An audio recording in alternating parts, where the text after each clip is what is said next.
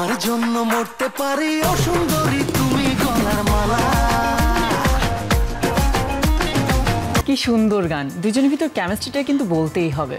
তাহলে আপনার লাভ সিন নাকি ফাইট সিন কোনটাতে বেশি আপনাদের এক্সাইটিং লাগে? আমরা যেহেতু অ্যাক্টর অ্যাক্ট্রেস, তো আমাদের সব কিছুতেই স্বাচ্ছন্দ্যবোধটা থাকা উচিত, এবং আমার ক্ষেত্রেও সেটা। লাভ সিন, রোম্যান্স, অ্যাকশন সব কিছু ফুল প্যাকেজ তো আমরা, তো সব কিছু করতেই ভালো লাগে, সব কিছু করতে এনজয় করি। আচ্ছা, তাহলে সুন্দরী গানের গল্পটা আমাদেরকে একটু শোনান। সুন্দরী গানের গল্পটা আসলে এই গানটি হচ্ছে ইমরান মাহমুদুলের এবং রবিউল ইসলাম জীবনের লিরিক। সো সব কিছু মিলিয়ে তারাও এত এক্সাইটেড ছিল এবং আমরা চাচ্ছিলাম যে স্পেশাল কিছু করতে। স্পেশাল কি করা যায়? সব সময় তো আসলে হিরো হিরোইন নাচছে দেখছি আমরা, ওয়াও ওয়াও বলছি, আচ্ছা ঠিক আছে, তো এর বাইরে গিয়ে আর কি স্পেশাল করা যায়? তখন মাথায় আসলো যে যেহেতু ইমরান মাহমুদুল একজন সিঙ্গার, আতিয়া আনিশাও একজন সিঙ্গার, সো তাদেরকে নাচালে কেমন হয়? তারা তো কখনো নাচেনি, কিংবা অডিয়েন্স তাদের যে ভক্তকুল আছে তারা তো কখনো তাদের মানে এত বড় কি বলবো, এত বড় সিঙ্গারের নাচ কখনো দেখেনি। তো আমরা চেষ্টা করছিলাম যে তাদেরকে একটু ম্যানেজ করা, যে you have to dance, you have to dance, you have to dance.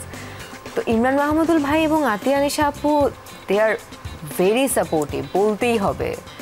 তো তারা বললো যে আরে সমস্যা নেই, নেচে দিব, কোনো অসুবিধা নেই। এবং আমি খুব অবাক হয়েছি, যেহেতু সিঙ্গার একজন, ডেফিনেটলি তার নাচ জানার কথাও না, মানে নাচের ব্যাপারে তার ঝোঁকি থাকার কথা না। সে যখন ফ্লোরে আসলো, কি সুন্দর আমাদের হুক স্টেপটা উঠিয়ে নিল। আমি অবাক ছিলাম যে না, এইবার মনে হয় হুক স্টেপটা উঠাতে পারবে না, কি হবে না হবে, তাহলে চেঞ্জ করব নাকি কি সহজ স্টেপ, আরও সহজ স্টেপ দিব নাকি কি দিব। তো আমাদের কোরিওগ্রাফার যিনি ছিলেন হাবিব ভাই, সে বলছে যে আপু চিন্তা করেন না, পারবে, আমার কাছে মনে হচ্ছে পারবে। বললাম না, টেনশনে পড়ে গেলাম, তারা সিঙ্গার মানুষ, কীভাবে কি পারবে। ওমা, মানে ফ্লোরে একদম খুব সুন্দর করে, একদম কোনো কাটছাট ছাড়াই করে ফেললো, তুলে ফেললো। এবং যখন আমরা ক্যামেরার সামনে দাঁড়ালাম, তখন তো আপনারা সবাই দেখতেই পারলেন যে কি সুন্দর। আসলে তাদের দুজনকে দেখে কিন্তু কোনোভাবেই মনে হয়নি যে তারা জীবনে প্রথম নাচ করছে। একদম একদম একদম। সো নাচের ব্যাপারে আমি যতদূর জানি, আদর রাজেদ আপনিও কিন্তু খুব ভালো একজন ডান্সার। সো দুজনের ভিতরে কম্পিটিশন হলে কে জিতে যাবে?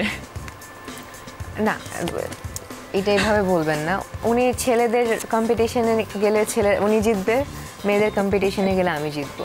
সো এখানে যদি রেটিং করতে হয়, আপনি আদর রাজাদকে রেটিং করবেন ডান্সের ক্ষেত্রে অ্যান্ড অ্যাক্টিংয়ের ক্ষেত্রে, বাট 10 আউট অফ 10 দেওয়া যাবে না।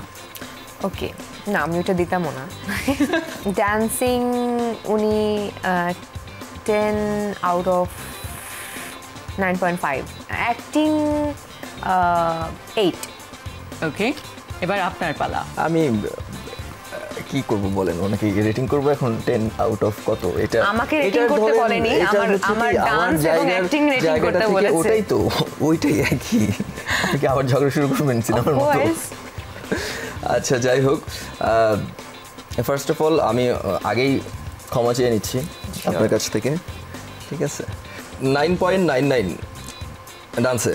ওয়াও, আপনার থেকে বেশি স্মার্ট কিন্তু। অ্যাক্টিংও 9.99। ওকে, ডান। আচ্ছা, কারণ উনি এমন একজন অ্যাক্ট্রেস, ওনাকে যেই পাত্রে রাখবেন উনি সেই পাত্রের সাথে সাথে এটা ধারণ করে নেয়। ইভেন শুটিংয়ের সময় উনি যখন আসছে তখন সেটে স্পার্ক হচ্ছে, ডান্সের সময় 70-80 জন ডান্সার যারা সকাল থেকে ডান্স করছে একটা পর্যায়ে যখন উনি সেটে ঢুকলো, সবাই আবার এনার্জেটিক হয়ে গেল। তো এটা বলতেই হয়, কারণ ক্যামেরার সামনে যেরকম, ক্যামেরার পেছনের মানুষটা যে এই 100-200 জন মানুষকে যে সবাইকে যে একটু চিয়ার আপ করে রাখছে, এইটা খুব, এটা কিন্তু আমার সাথে আমি শিওর দর্শকরাও একমত হবেন যে পূজা চেরি অনেক ডেডিকেটেড, অ্যান্ড তার অ্যাক্টিং অ্যান্ড ডান্স সম্পর্কে মানে আমাদের তো কোনো প্রশ্ন থাকার কথাই না।